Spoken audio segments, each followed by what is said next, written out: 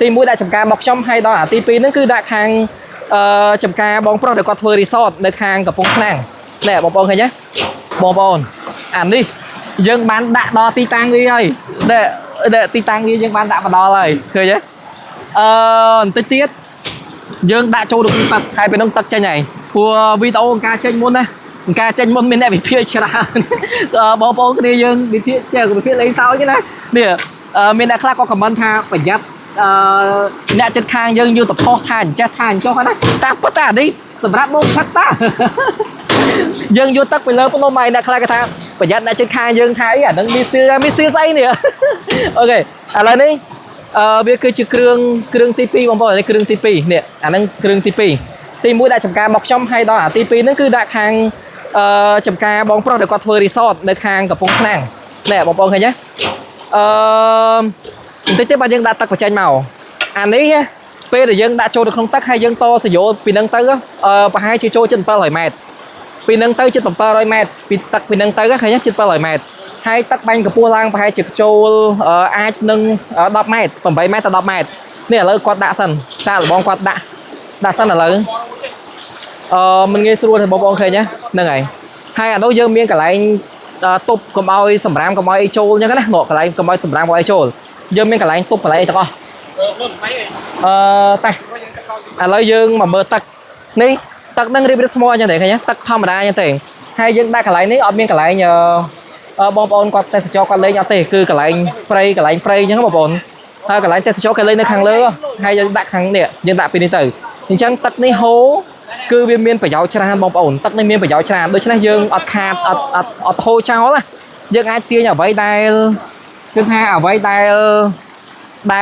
លវាហូរចោលយើងទាញមកប្រយោជន៍បានណែឥឡូវយើងចាំមើលទឹកអូខេអូខេឥឡូវយើងចាំមើលគេដាក់ចូលទឹកសិនតប្រយ័ត្នប្រយែងតិចនោះបងប្អូនចាំមើលសកម្មភាពពួកគាត់មិនស្រួលពេកទេដល់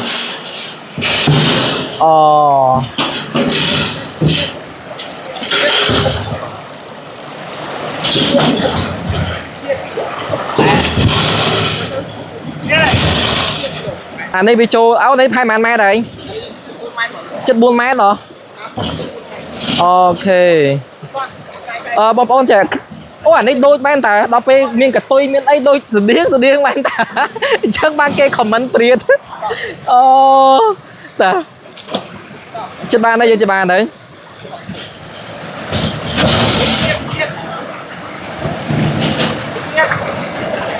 ចិត្តបានហើយអូខេណែបងប្អូនសកម្មភាពរបស់ពួកគាត់ទាំងស្រុងតែម្ដង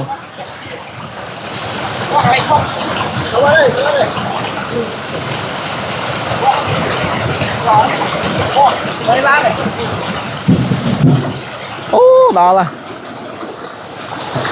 ណែលើកអមុំលើកណាចូលលើកណាលើកទៅតិចល្អដល់ជន់ចេះ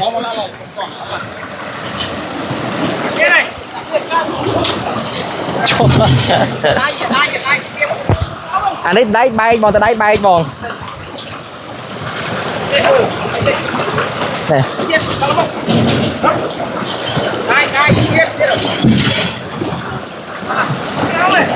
យកទៅឈើកកងតែនេះបងប្អូនអានេះកន្លែងដាក់សយោដាក់ខាងនោះមកអើយអានេះរបូរជាងម្ចាស់វាទៀតទៅជួយគេមែនណាមកមកបាក់ដៃបាក់អាយ៉ាត់បាក់ឈើ